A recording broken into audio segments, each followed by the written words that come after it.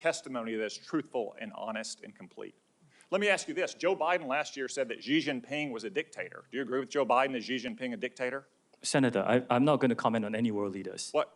Why won't you answer these very simple questions? Senator, it's not appropriate for me as a businessman to comment on world leaders. Are you scared that you'll lose your job if you say anything negative about the Chinese Communist Party? I disagree that. You will find content that is critical of China on our platform. The next time you go on, are you scared that you'll be arrested and disappear the next time you go to mainland China?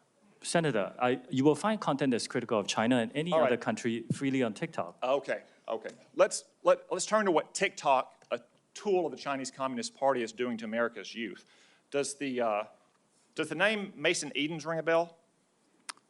Senator, you may have to give me more specifics if you don't mind. Yeah, he was a 16-year-old Arkansan. After a breakup in 2022, he went on your platform and searched for things like inspirational quotes and positive affirmations. Instead, he was served up numerous videos glamorizing suicide until he killed himself by gun. What about the name Chase Nazca? Does that ring a bell? Would you mind giving me more details, please? He was a 16-year-old who saw more than 1,000 videos on your platform about violence and suicide until he took his own life by stepping in front of a plane or train. Are you aware that his parents, Dean and Michelle, are suing TikTok and ByteDance for pushing their son to take his own life? Yes, I'm aware of that. Okay. Finally, Mr. Chu, has the Federal Trade Commission sued TikTok during the Biden administration? Senator, I cannot talk about whether there's any Are you currently being sued by the Federal Trade Commission? Senator, I cannot talk about any potential lawsuits. I didn't say potential, actual. Are you being sued by the Federal Trade Commission? Senator, I think I've given you my answer. I cannot talk about it. No. Ms. Yacarino's company is being sued, I believe. Mr. Zuckerberg's company is being sued, I believe. Yet TikTok, the agent of the Chinese Communist Party, is not being sued by the Biden administration. Are you familiar with the name Christina Kafara? You may have to give me more details. Christina Kafara was a paid advisor to ByteDance, your communist-influenced parent company. She was then hired by the Biden FTC to advise on how to sue Mr. Zuckerberg's company. Senator, ByteDance is a global company and not a Chinese Communist company. It's owned by global investors. Public reports indicate that your lobbyist visited the White House more than 40 times in 2022. How many times did your company's lobbyist visit the White House last year? I don't know that, Senator. Are you aware that the Biden campaign and the Democratic National Committee is on your platform? They have TikTok accounts? Senator, we encourage people to come on to create organic, authentic content. They won't let their staffers use their personal phones. They give them separate phones that they only use TikTok on. We encourage everyone to join, including yourself, Senator. So all these companies are being sued by the FTC. You're not. The FTC has a former paid advisor, your parent, talking about how they can sue Mr. Zuckerberg's company. Joe Biden's re-election campaign, the Democratic National Committee, is on your platform. Let me ask you, have you or anyone else at TikTok communicated with or coordinated with the Biden administration, the Biden campaign, or the Democratic National Committee to influence the flow of information on your platform? We work with any creators who want to use our campaign. It's all the same process that we have. So what we have here, we have a company that's a tool of the Chinese Communist Party that is poisoning the minds of America's children, in some cases driving them to suicide, and that at best the Biden administration is taking a pass on, at worst maybe in collaboration with. Thank you, Mr. Chu. Thank you, Senator Cotton. So we're going to take a break now. We're on the second roll call. Members can take advantage of it if they wish. The break will last about 10 minutes. Please do your best to return.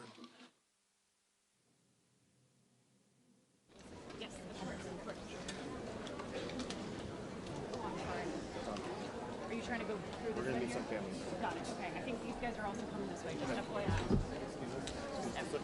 Excuse us. Sorry. Excuse us. Watch your step. I'm employed by Santa Clarita, California. Just watch your step there. Just watch your step there. Thank you. Just watch your step.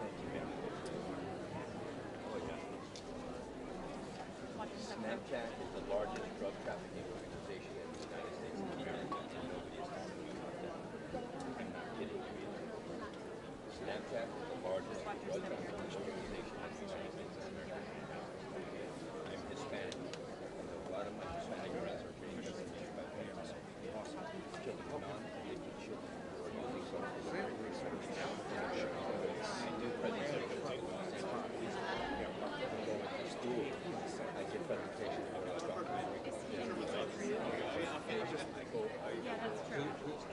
got a Sam too. So there's a room because we feel that we might have been abandoned. But this right here, what you guys have right now, you're here, and you guys are just very passionate about this topic.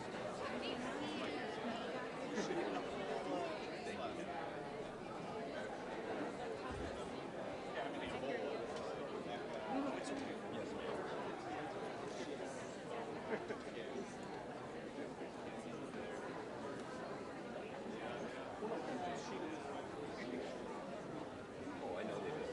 I know they do. By the way,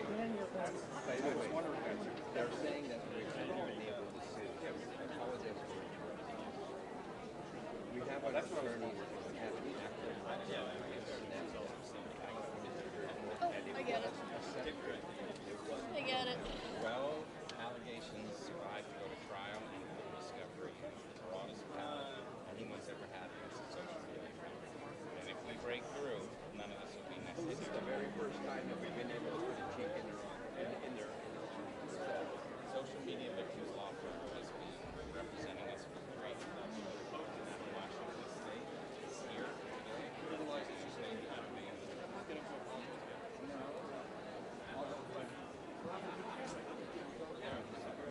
Can I tell you about a law named after our son that's going through the House, and I'd love for a sponsor in the Senate? It's called Sammy's Law. It requires third-party safety software for any platform or children. That lets parents start parenting their children. There's disability, anything illegal that happens on this platform. Software's out there. Bark.us is a place you can go to see the biggest one. And none of the platforms here speak about that. When our son died, and he said data privacy is why they're not allowed. So bad. They're worried that the data that they sell to advertisers is cycling. So we wrote Sammy's Law to protect that and outing LGBTQ kids. What it's supposed to do is point out illegal dangerous activity to parents. It sends you an email to know right away that something's happened. I could have gone in and interrupted the drug deal that killed my son. I think he wants outside. But hey, Mark. 16 and a half years old, and I found him dead in bed, non-addicted to drugs, wanted to go to Penn State and become a software engineer. And he suffered from ADHD and severe depression, very highly systemic. And he reached out to a drug dealer on Snapchat, talked to him about blue and $30. He had things. And he later died in Los Angeles. This is not a drug. There's the Organization for Social Media Safety. Social media safety. And he wrote Sammy's Law, and he is by parents' right. And your counsel, very distinguished counsel, former colleague. Long time ago in Bright Sherman's office. Very lucky.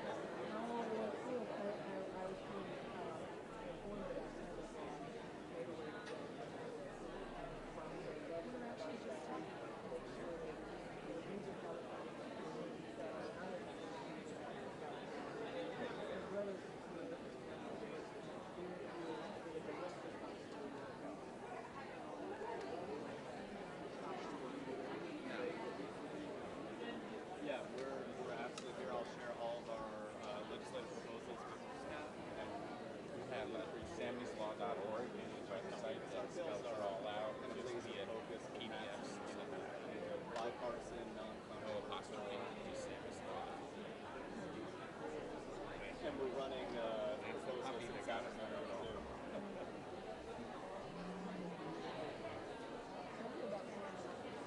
So Sammy was 16 when he passed away. He's a football player. He's been to school. And we taught him mining Bitcoin in our closet.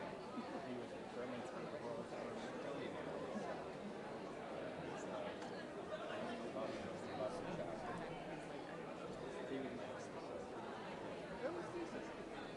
He was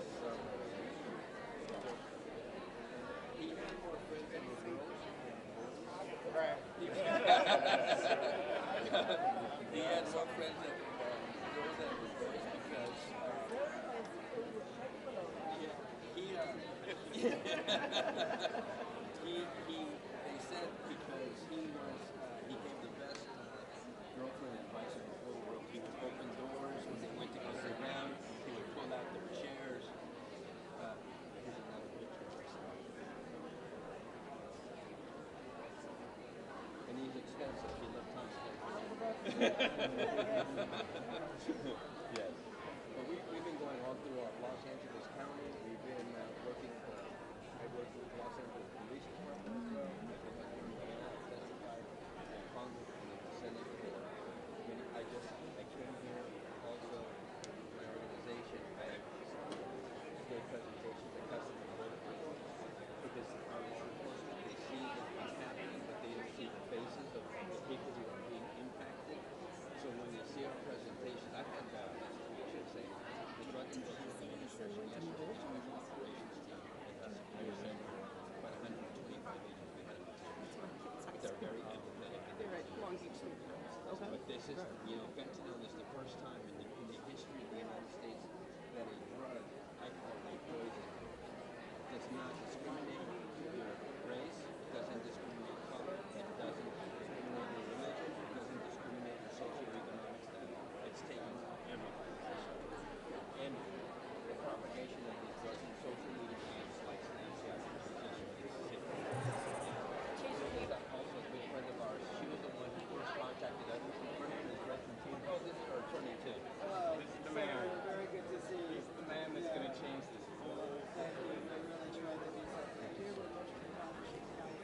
We are. We've had some great rulings with testify. We like California law better than federal law. So we're going to stay with it. That would be great.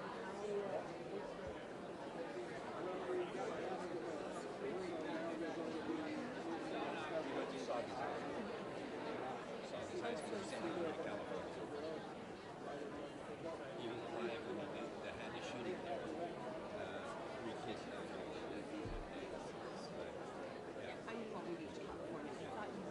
I had a phone call with Spiegel after my son died, and I asked him about his office. The only thing he tends to be they weren't even in the process of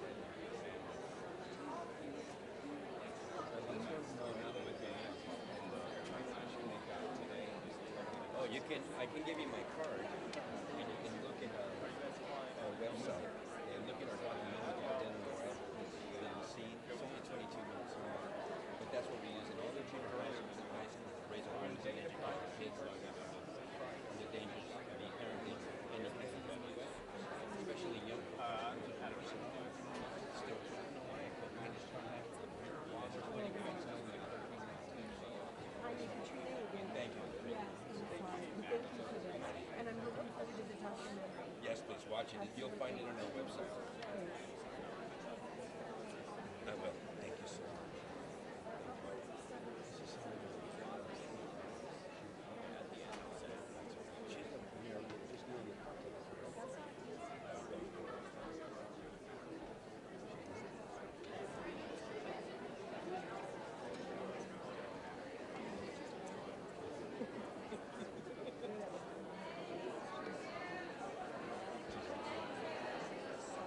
Can we get a picture? Yeah, we were just going to see if we wanted to because we're about to read. Yes, please. I'm just worried. I'm just a constituent. I belong with my husband in his business.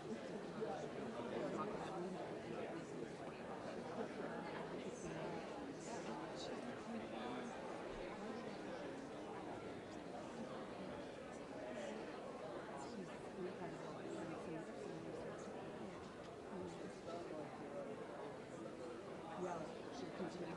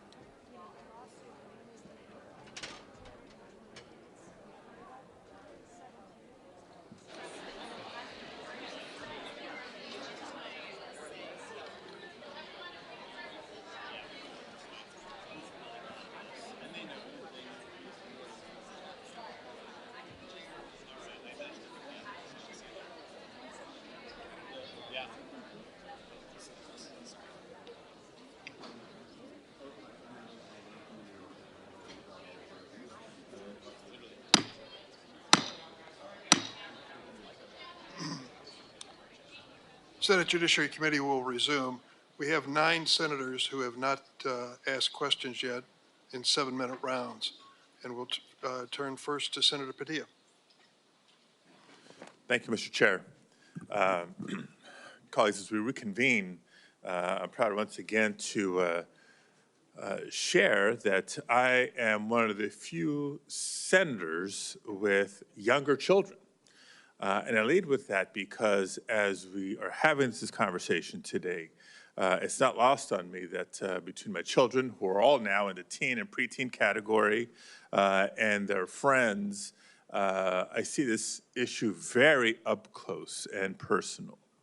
And in that spirit, I want to take a second to just acknowledge and thank all the parents who are in the audience today, many of whom have shared their stories with our offices, and I credit them for finding strength through their suffering, through their struggle, and channeling that into the advocacy that is making a difference. I thank all of you.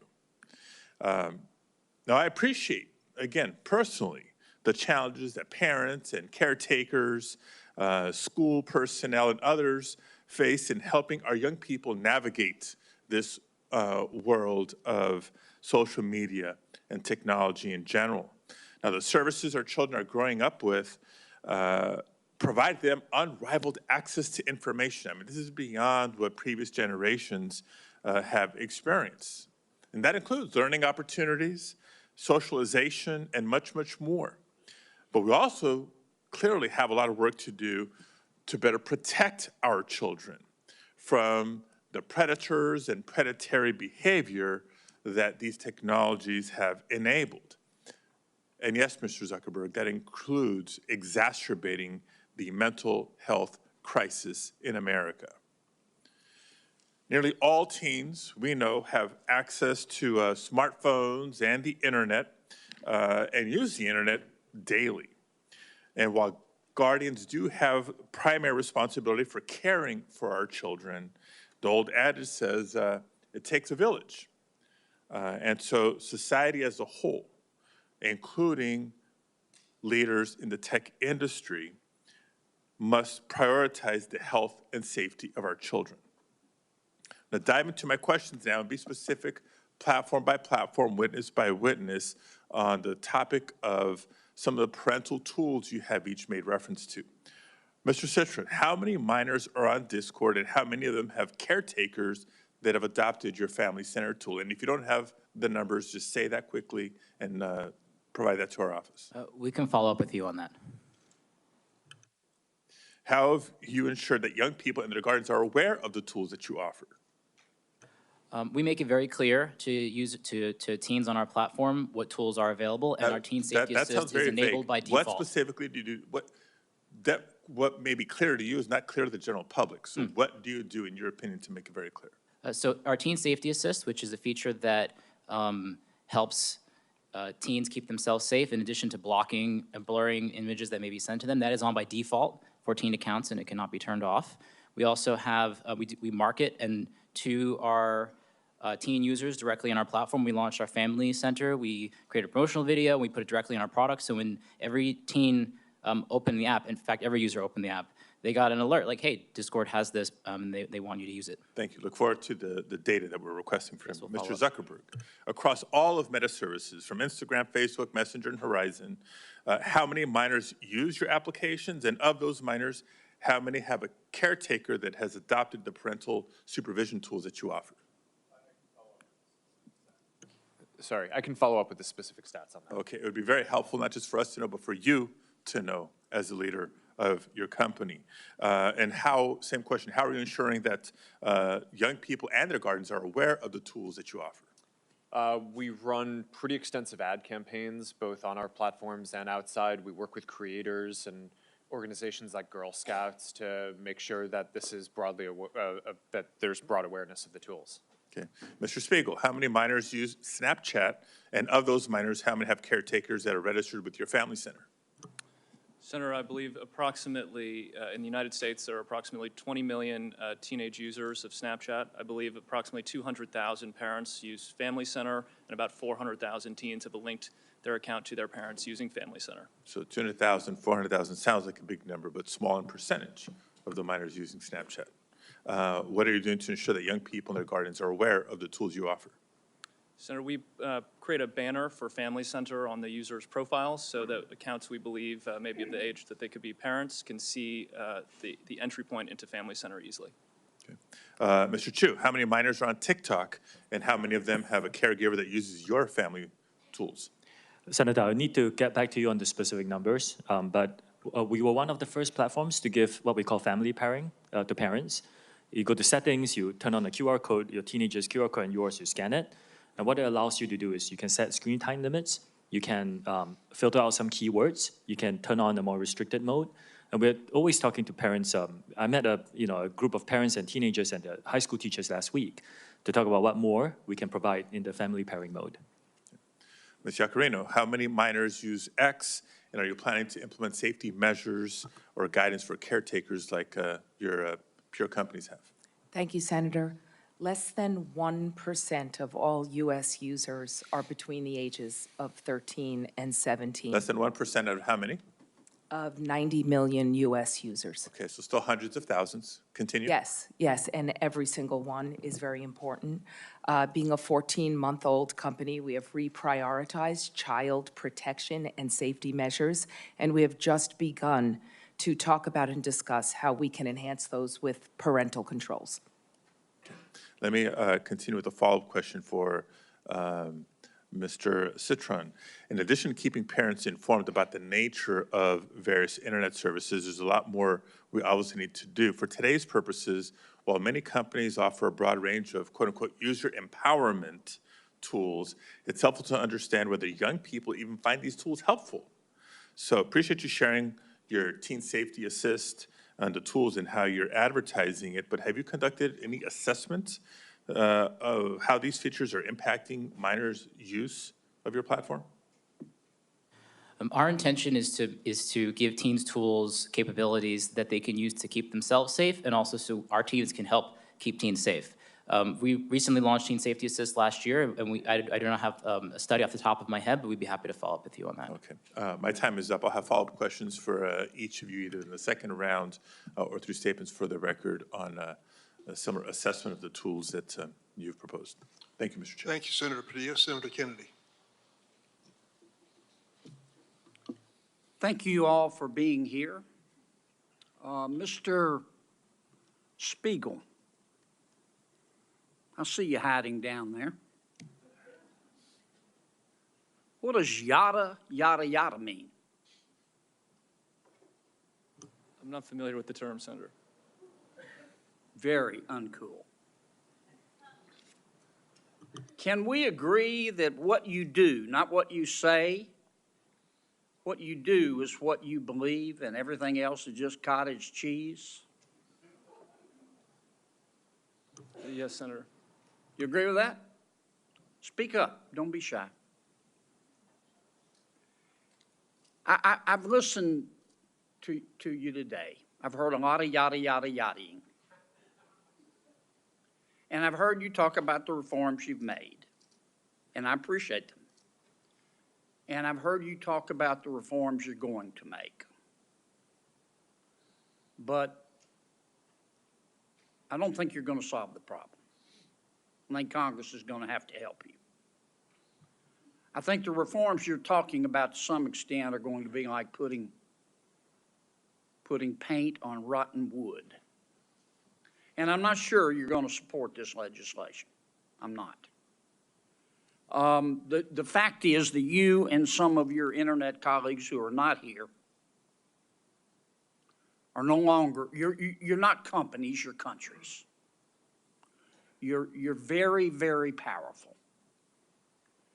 And you and some of your colleagues who are not here have blocked everything we have tried to do in terms of reasonable regulation. Everything from privacy to child exploitation. And in fact, we have a new definition of recession. A recession is when, we know we're in a recession when Google has to lay off 25 members of Congress. That's what we're down to. We're also down to this fact, that your platforms are hurting children. I'm not saying they're not doing some good things, but they're hurting children. And I know how to count votes, and if this bill comes to the floor of the United States Senate, it will pass. What we're going to have to do, and I say this with all the respect I can muster, is convince my good friend Senator Schumer to go to Amazon, buy a spine online, and bring this bill to the Senate floor. And the House will then pass it. Now, that's one person's opinion. I may be wrong, but I doubt it. Mr. Zuckerberg, let me ask you a couple of questions. I might wax a little philosophical here. I have to hand it to you.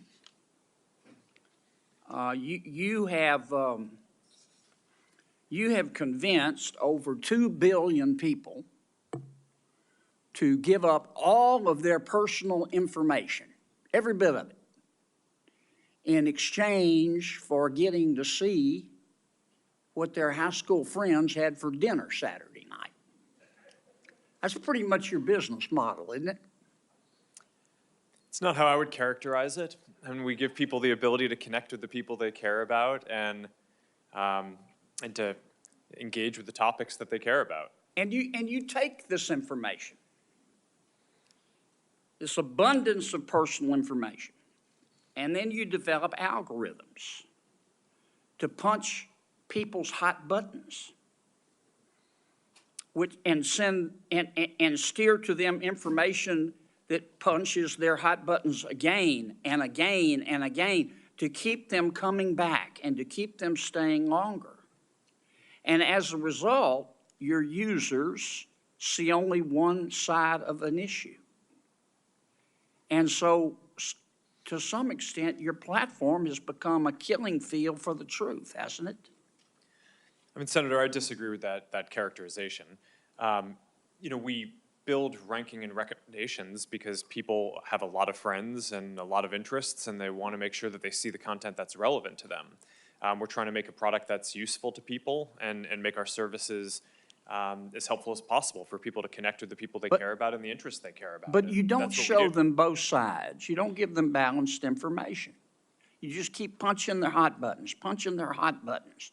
You don't show them balanced information so people can discern the truth for themselves. And you rev them up so much that so often your platform and others becomes just cesspools of snark where nobody learns anything, don't they? Well, Senator, I disagree with that. I think people can engage in the things that they're interested in and learn quite a bit about those. We have done a handful of different experiments and things in the past around news and trying to show content on a diverse set of perspectives. I think that there's more that needs to be explored there, but I don't think that we can solve that by ourselves. One of the things that I saw... I'm sorry to cut you off, Mr. President, but I'm going to run out of time. Do you think your users really understand what they're giving to you, all of their personal information, and how you process it and how you monetize it? Do you think people really understand? Senator, I think people understand the basic terms. I mean, I think that there's. I actually think that a lot of people overestimate how much information It's been a couple of years since we talked about this. Does your user agreement still suck? I'm not sure how to answer that, Senator. Can you still hide a dead body and all that legalese where nobody can find it? Senator, I'm not quite sure what you're referring to, but I think people get the basic deal of using these services. It's a free service. You're using it to connect with the people you care about.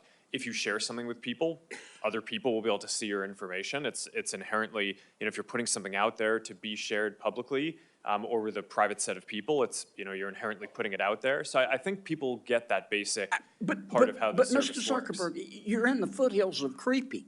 You track people who aren't even Facebook users. You track your own people, your own users who are your product, even when they're not on Facebook. I'm going to land this plane pretty quickly, Mr. Chairman.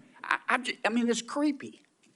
And I understand you make a lot of money doing it, but I just wonder if our technology is greater than our humanity. I mean, let me ask you this final question. Instagram is harmful to young people, isn't it? Senator, I disagree with that. That's not what the research shows on balance. That doesn't mean that individual people don't have issues and that there aren't things that we need to do to help provide the right tools for people. But across all of the research that we've done internally, I mean, the survey that the senator previously cited, there are 12 or 15 different categories of harm that we asked teens if they felt that Instagram made it worse or better. And across all of them, except for the one that Senator Hawley cited, more people said that using Instagram made the different issues that they face, Mr. Zuckerberg. either positive or. We just have to agree to disagree. If you believe that Instagram, I'm not saying it's intentional, but if you agree that if you think that Instagram is not hurting millions of our young people, particularly young teens, particularly young women, you shouldn't be driving. It is. Thanks. Senator Butler.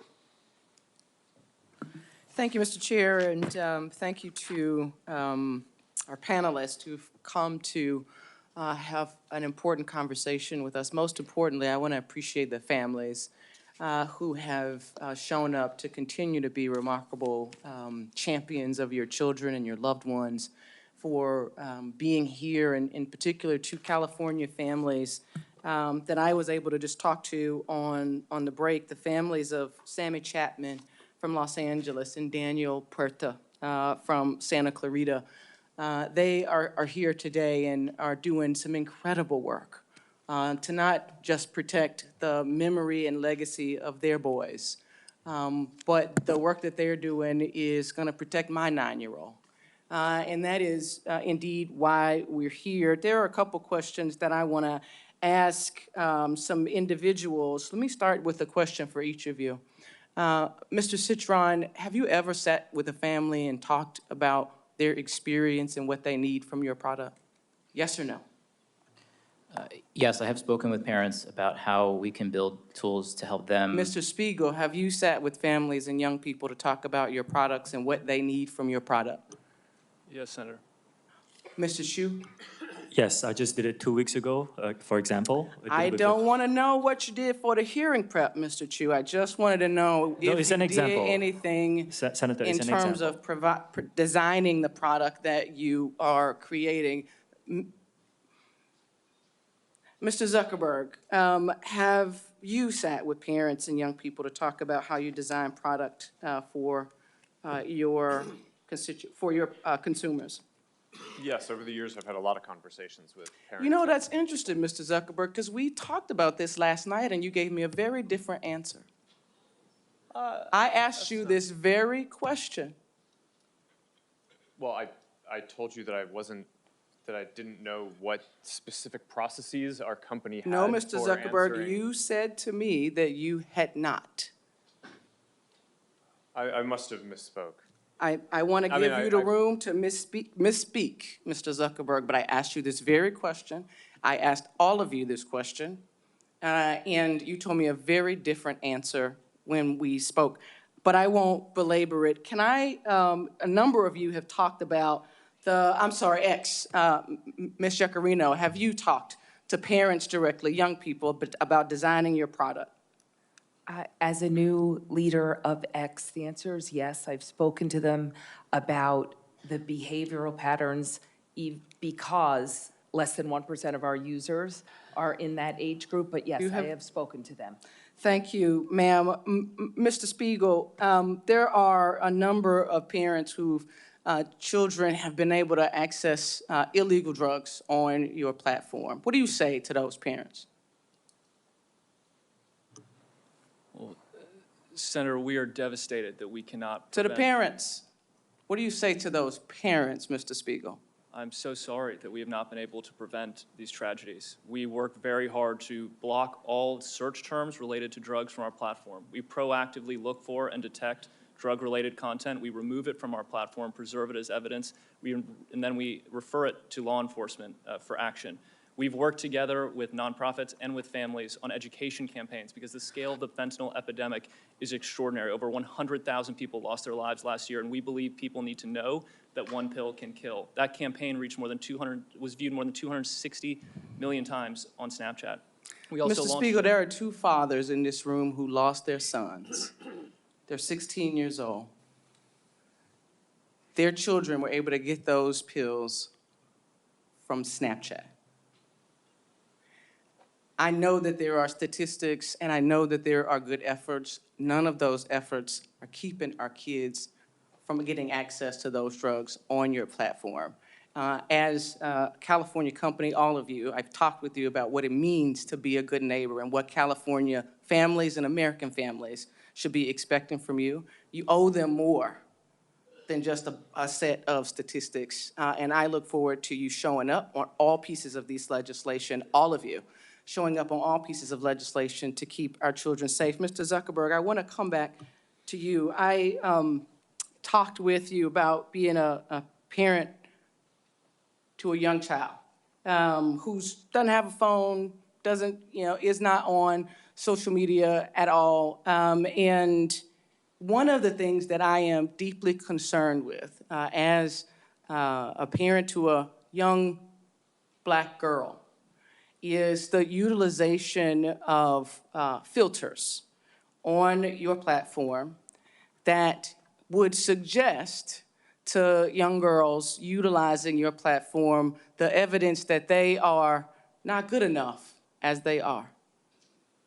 I want to ask more specifically and refer to some unredacted court documents that reveal that your own researchers concluded that these face filters that mimic plastic surgery negatively impact youth mental health indeed and well-being. Why should we believe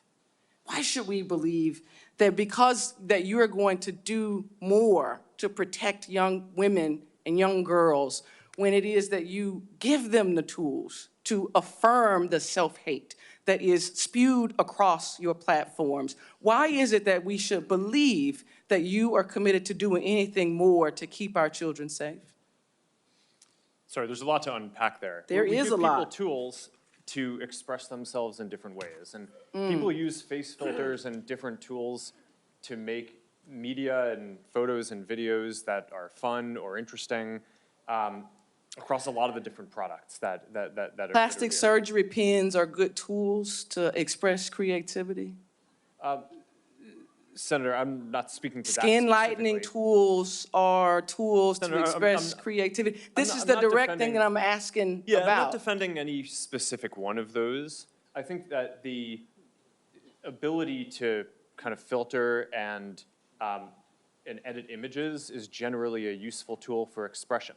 For that specifically, I'm not familiar with the study that you're referring to, but we did make it so that we're not recommending this type of content to teens. I made no reference to a study, to court documents that revealed your knowledge of the impact of these types of filters on young people generally, young girls in particular. Senator, I and disagree with that characterization. I think that there have with been hypotheses. court documents? I haven't seen any document that says Okay, that, Mr. Zuckerberg, my time is up.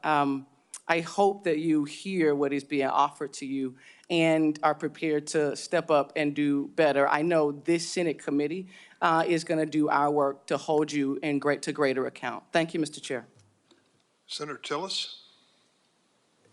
Thank you, Mr. Chair. Thank you all for being here. I don't feel like I'm going to have an opportunity to ask a lot of questions, so I'm going to reserve the right to submit some for the record. But I have heard, we've had hearings like this before. I've been in the Senate for 9 years. I've heard hearings like this before. I've heard horrible stories. about people who have died, committed suicide, been embarrassed. Every year, we have an annual flogging every year. And what materially has occurred over the last 9 years? Do any of you all, just yes or no question, do any of y'all participate in an industry consortium trying to make this fundamentally safe across platforms? Yes or no, Mr. Zuckerberg? Yes. There's a variety of organizations that we participate in them? work. Which organizations? I should say, does anyone here not participate in an industry? I actually think it would be immoral for you all to consider it a strategic advantage to keep safe or to keep private something that would secure all these platforms to avoid this sort of problem. Do you all agree with that? That anybody that would be saying you want ours because ours is the safest and these haven't figured out the secret sauce, that you as an industry realize this is an existential threat to you all if we don't get it right, right? I mean, you've got to secure your platforms. You got to deal with this. Do you not have an inherent mandate to do this? Because it would seem to me if you don't, you're going to cease to exist. I mean, we could regulate you out of business if we wanted to. And the reason I'm saying it may sound like a criticism. It's not a criticism. I think we have to understand that there should be an inherent motivation for you to get this right. Our Congress will make a decision that could potentially put you out of business. Here's the reason I have a concern with that, though. I just went on the internet while I was listening intently to all the other members speaking, and I found a dozen different platforms outside the United States, 10 of which are in China, 2 of which are in Russia. Their daily average subscriber or active membership numbers in the billions. Well, people say you can't get on China's version of TikTok. It took me one quick search on my favorite search engine to find out exactly how I could get an account on this platform today. And so the other thing that we have to keep in mind, I come from technology. I could figure out, ladies and gentlemen, I could figure out how to influence your kid without them ever being on a social media platform. I can randomly send text and get a bite and then find out an email address and get compromising information. It is horrible to hear some of these stories, and I have shared and I've had these stories occur in my hometown down in North Carolina. But if we only come here and make a point today and don't start focusing on making a difference, which requires people to stop shouting and start listening and start passing language here, the bad actors are just going to be off our shores. I have another question for you all. How many people, roughly, if you don't know the exact numbers, okay, roughly, how many people do you have looking 24 hours a day at these horrible images? And just go real quick with an answer down the line and filtering it out. It's most of the 40,000 about people who work on safety and security. And again? We have 2,300 people all over the world. Okay. We have 40,000 trust and safety professionals around the world. We have approximately 2,000 people dedicated to trust and safety and content moderation.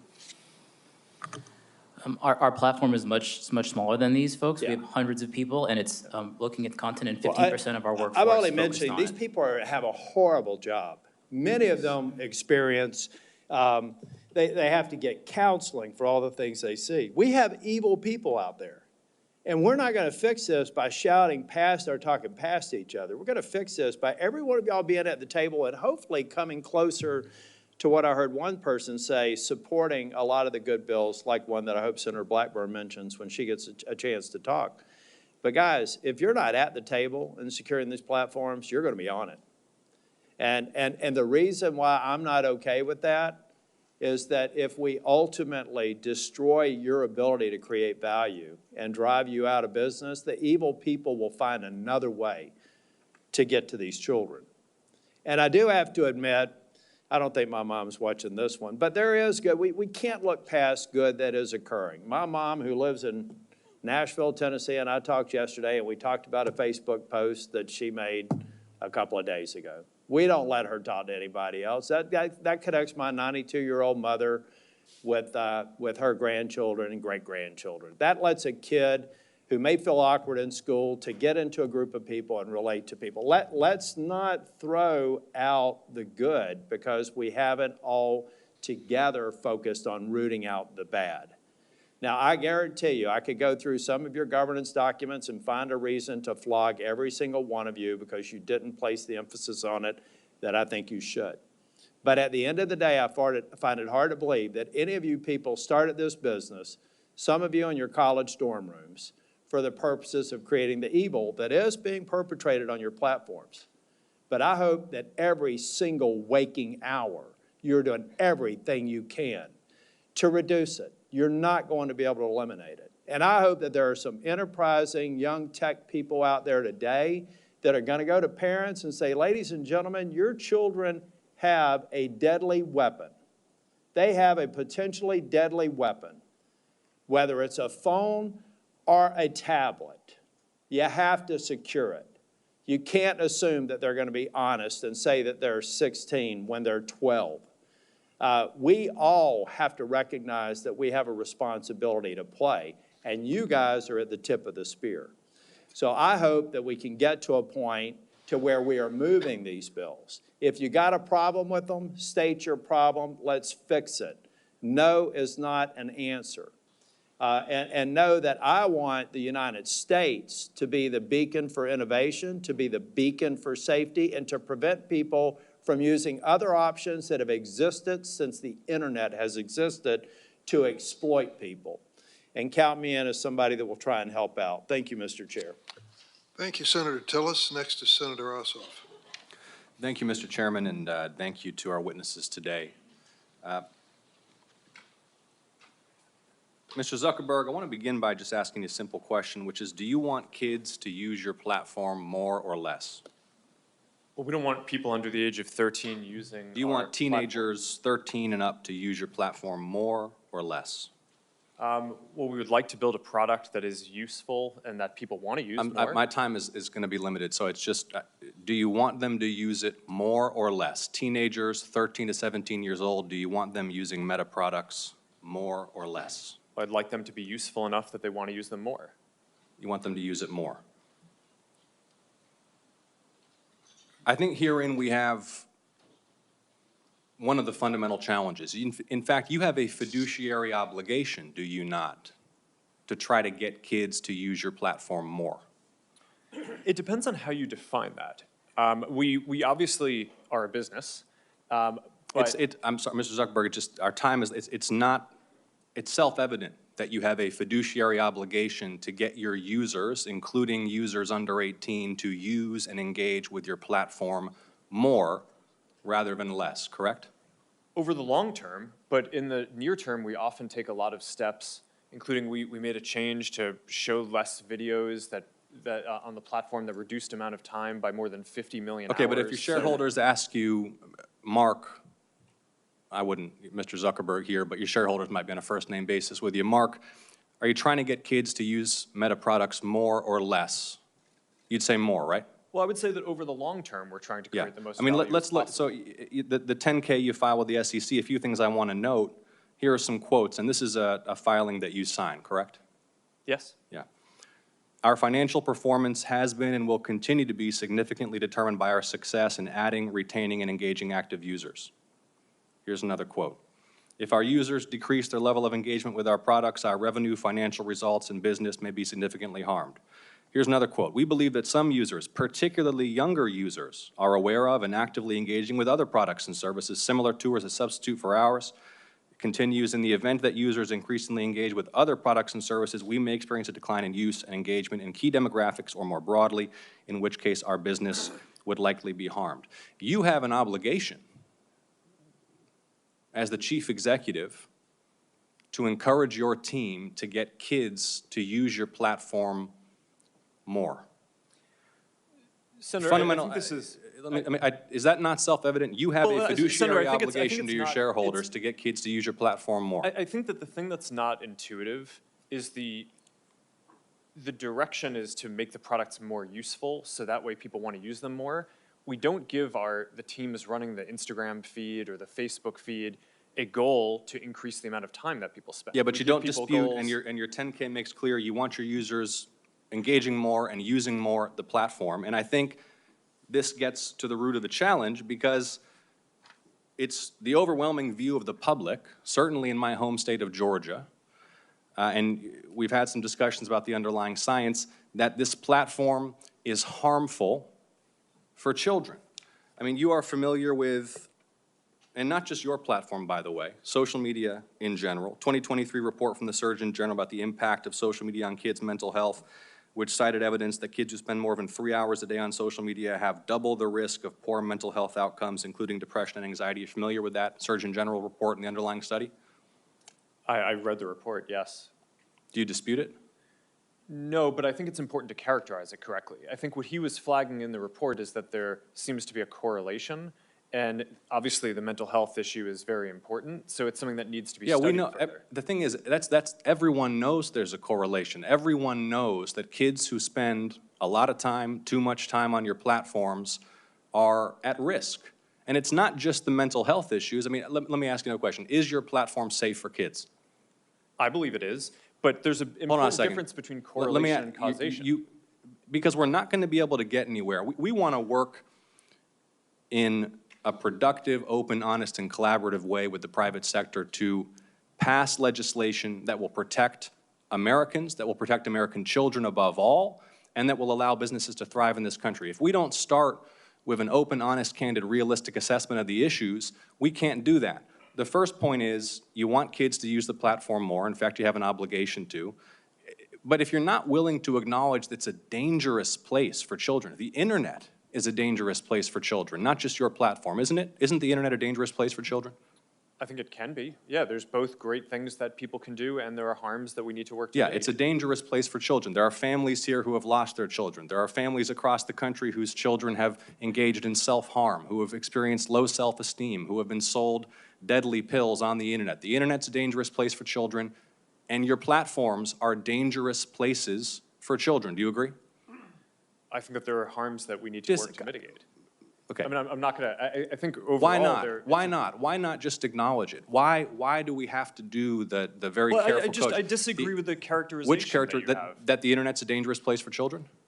I think you're trying to characterize our products as inherently dangerous, and I think that... Inherent or not, your products are places where children can experience harm. They can experience harm to their mental health. They can be sold drugs. They can be preyed upon by predators. They're dangerous places. And yet, you have an obligation to promote the use of these platforms by children. And look, all I'm trying to suggest to you, Mr. Zuckerberg, and my time is running short, is that in order for you to succeed, you and your colleagues here, we have to acknowledge these basic truths. We have to be able to come before the American people, the American public, the people in my state of Georgia, and acknowledge the internet is dangerous, including your platforms. There are predators lurking. There are drugs being sold. There are harms to mental health that are taking a huge toll on kids' quality of life. And yet, you have this incentive, not just you, Mr. Zuckerberg, all of you have an incentive to boost, maximize use, utilization, and engagement. And that is where public policy has to step in to make sure that these platforms are safe for kids. So kids are not dying, so kids are not overdosing, so kids are not cutting themselves or killing themselves because they're spending all day scrolling instead of playing outside. And I appreciate all of you for your testimony. We will continue to engage as we develop this legislation. Thank you. Senator from Tennessee. Thank you, Mr. Chairman. Thank you to each of you for coming, and I know some of you had to be subpoenaed to get here, but we do appreciate that you all are here. Mr. Chu, I want to come to you first. We've heard that you're looking at putting a headquarters in Nashville and likewise in Silicon Valley and Seattle, and what you're going to find probably is that the welcome mat is not going to be rolled out for you in Nashville like it would be in California. There are a lot of people in Tennessee that are very concerned about the way TikTok is basically building dossiers on our kids, the way they are building those on their virtual you. And also that information is held in China, in Beijing, as you responded to Senator Blumenthal and I last year in reference to that question. And we also know that a major music label yesterday said they were pulling all of their content off your site. because of your issues on payment, on artificial intelligence, and because of the negative impact on our kids' mental health. So we will see how that progresses. Mr. Zuckerberg, I want to come to you. We have just had, Senator Blumenthal and I, of course, have had some internal documents and emails that have come our way. One of the things that really concerned me is that you referred to your young users in terms of their lifetime value of it being roughly $270 per teenager. And each of you should be looking at these kids. Their T-shirts they're wearing today say, I'm worth more than $270. We've got some standing up in those T-shirts. Now, and some of the children from our state, some of the children, the parents that we have worked with, just to think, whether it is Becca Schmidt, David Mollick, Sarah Flatt, Annalie Schote, would you say that life is only worth $270? What could possibly lead you? I mean, I listened to that. I know you're a dad. I'm a mom. I'm a grandmom. And how could you possibly even have that thought? It is astounding to me. And I think this is one of the reasons that states, 42 states are now suing you because of features that they consider to be addictive, that you are pushing forward. And in the emails that we've got from 2021 that go from August to November, there is the staff plan that is being discussed. And Antigone Davis, Nick Clegg, Sheryl Sandberg, Chris Cox, Alex Schultz, Adam Masseri are all on this chain of emails on the well-being plan. And then we get to one, Nick did email Mark for emphasis, to emphasize his support for the package, but it sounds like it lost out to various other pressures and priorities. See, this is what bothers us. Children are not your priority. Children are your product. Children you see as a way to make money. And children, protecting children in this virtual space, you made a conscious decision. Even though Nick Clegg and others were going through the process of saying, this is what we do. These documents are really illuminating. And it just shows me that growing this business, expanding your revenue, what you were going to put on those quarterly filings, that was the priority. The children were not. It's very clear. I want to talk with you about the pedophile ring because that came up earlier, and the Wall Street Journal reported on that. And one of the things that we found out was after that became evident, then you didn't take that content down. And it was content that showed that teens were for sale and were offering themselves to older men. And you didn't take it down because it didn't violate your community standards. Do you know how often a child is bought or sold for sex in this country? Every 2 minutes. Every 2 minutes, a child is bought or sold for sex. That's not my stat. That is a TBI stat. Now, finally, this content was taken down after a congressional staffer went to Meta's global head of safety. So would you please explain to me and to all these parents why explicit predatory content does not violate your platform's terms of service or your community standards? Sure, Senator. Let me try to address all of the things that you just said. It does violate our standards. We work very hard to take it down. Didn't take it down. We've reported, I think it's more than 26 million examples of this kind of content. Didn't to take it people to down NCMEC. until a congressional staffer brought it up.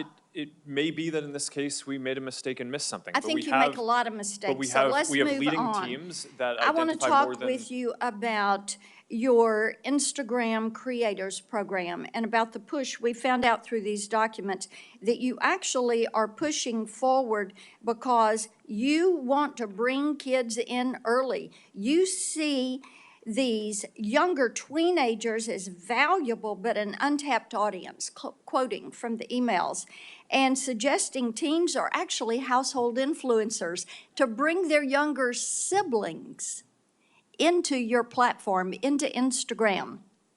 Now, how can you ensure that Instagram creators, your product, your program, does not facilitate illegal activities when you fail to remove content pertaining to the sale of minors? And it is happening once every 2 minutes in this country. Senator, our tools for identifying that kind of content are industry leading. That doesn't mean we're perfect. There are definitely issues that we have, but we continue to invest a ton in it. Mr. Zuckerberg, yes, there are a lot that is slipping through. It appears that you're trying to be the premier sex trafficking Of course site not, Senator. in this country. Senator, that's ridiculous. No, Senator, it is not ridiculous. You want to turn around and tell these people We don't want this content on our that, platforms. And why don't you take it down? We do take it We down. are here discussing, We we do more need work to you take it all down to than- work than- with than- us. No, you're not. You are not. And the problem is, we've been working on this. Senator Welch is over there. We've been working on this stuff for a decade. You have an army of lawyers and lobbyists that have fought us on this every step of the way. You work with NetChoice, the Cato Institute, Taxpayers Protection Alliance, and Chamber of Progress to actually fight our bipartisan legislation to keep kids safe online. So are you going to stop funding these groups? Are you going to stop lobbying against this and come to the table and work with us? Yes or no? Senator, we have a. Yes or no? Of course, we'll work with you on the legislation. Okay, I mean, the it's door been hard is to- open. We've got all these bills. You need to come to the table. Each and every one of you need to come to the table. And you need to work with us. Kids are dying.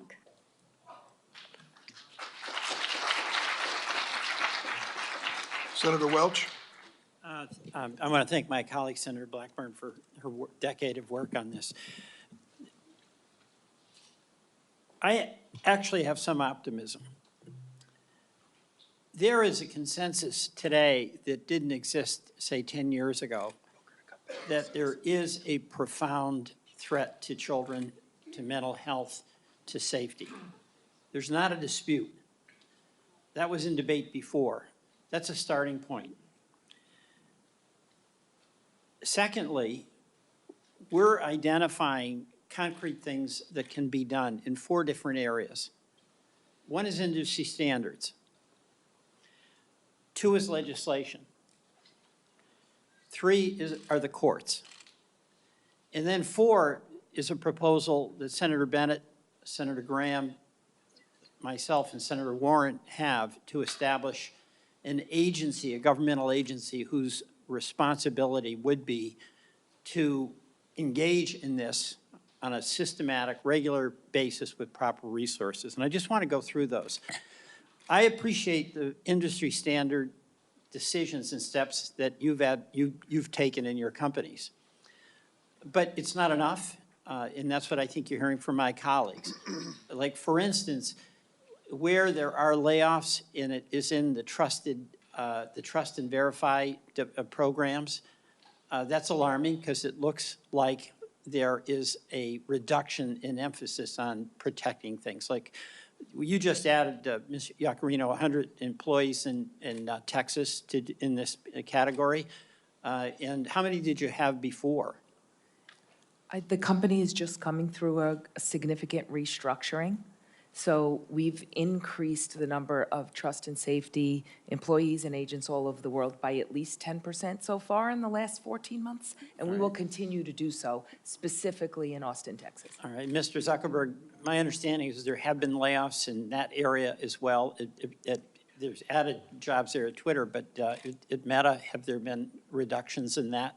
There have been across the board, not really focused on that area. I think our investment is relatively consistent over the last couple of years. All right, We well- invested almost $5 billion in this work last year, and I think this year will be on the same order of magnitude. All right, and another question that's come up is when, to the horror of a user of any of your platforms, somebody has an image on there that's very compromising, often of a sexual nature.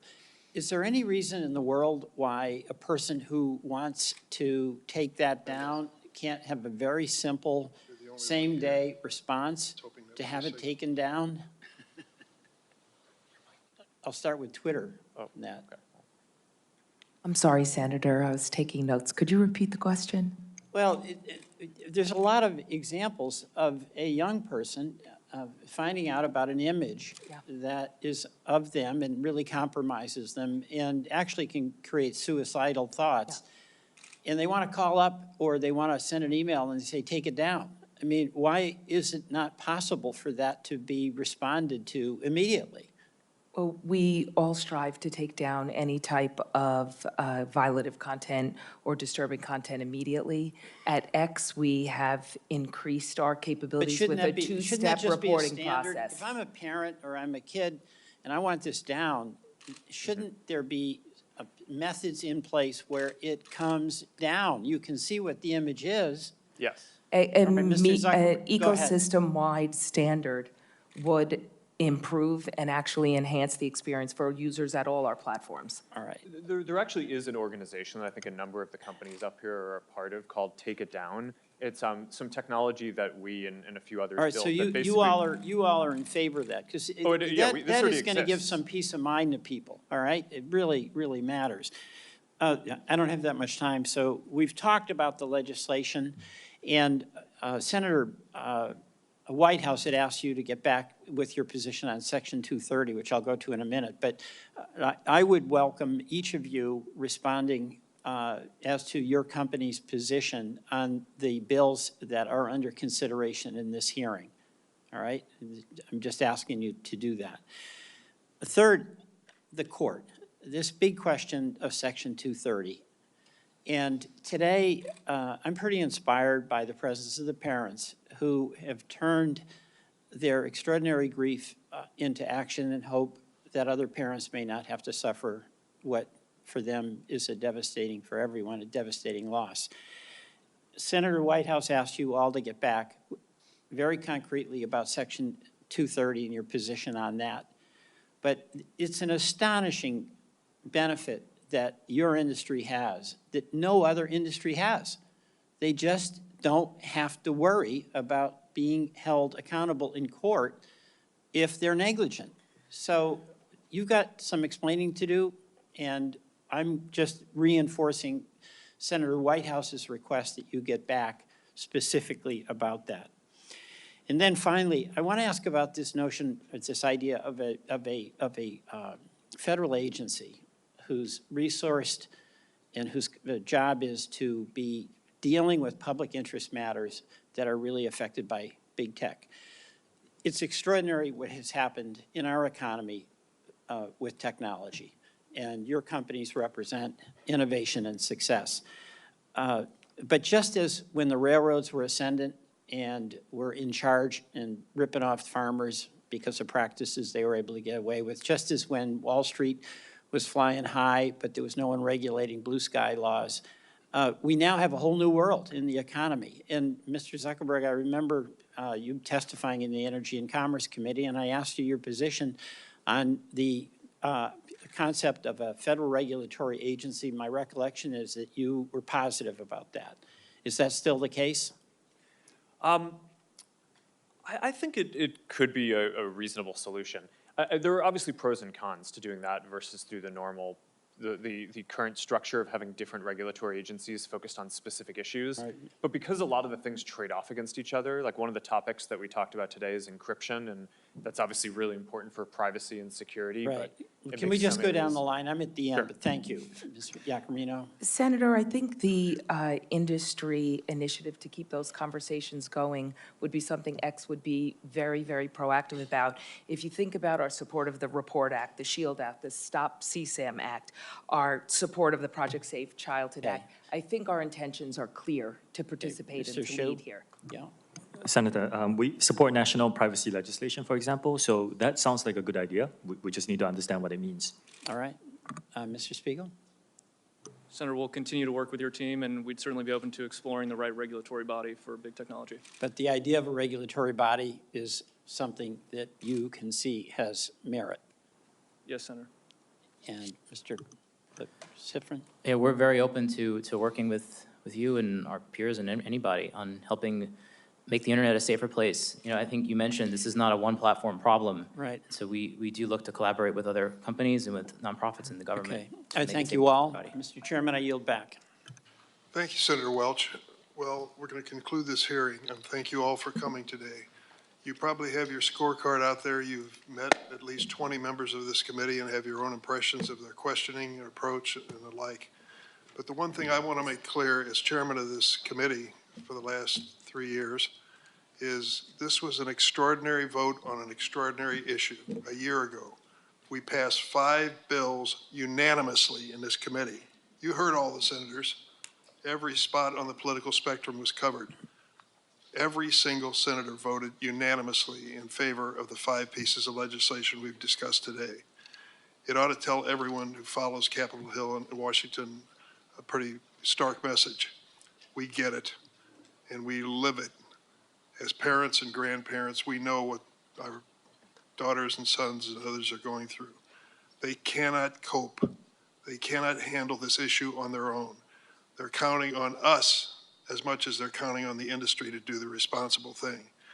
And some will leave with impressions of our witnesses and the companies they represent, that you're right as an American citizen. But you ought to also leave with the determination to keep the spotlight on us to do something, not just to hold a hearing, bring out a good, strong crowd of supporters for change, but to get something done. No excuses. No excuses.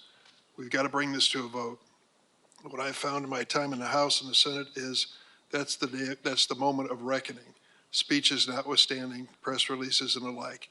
The moment of reckoning is when we call a vote on these measures. It's time to do that. I don't believe there's ever been a moment in America's wonderful history when a business or industry has stepped up and said, regulate us, put some legal limits on us. Businesses exist by and large to be profitable. And I think that we got to get behind that and say profitability at what cost. Senator Kennedy, a Republican colleague, said, is our technology greater than our humanity? I think that is a fundamental question that he asked. What I would add to it, are our politics greater than technology? We're going to find out. I want to thank a few people before we close up here. I've got several staffers who've worked so hard on this. Alexandra Gelber, thank you very much, Alexandra. Jeff Hansen, Scott Jorgensen. Last point I'll make, Mr. Zuckerberg, is just a little advice to you.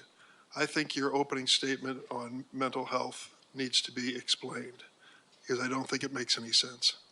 There is a parent in this room who's had a child that's gone through an emotional experience like this that wouldn't tell you and me they changed right in front of my eyes. They changed. They hold themselves up in their room. They no longer reached out to their friends. They lost all interest in school. These are mental health consequences that I think come with the abuse of this right to have access to this kind of technology. So I see my colleague said, you want to say a word? I think it was a good hearing. I hope something positive comes from it. Thank you all for coming. The hearing record's going to remain open for a week for statements, and questions may be submitted by senators by 5 p.m. on Wednesday. Once again, thanks to the witnesses for coming. The hearing stands adjourned.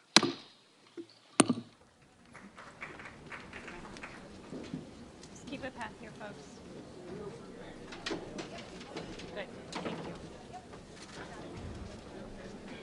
Watch your step here. Thank you. Watch your step here.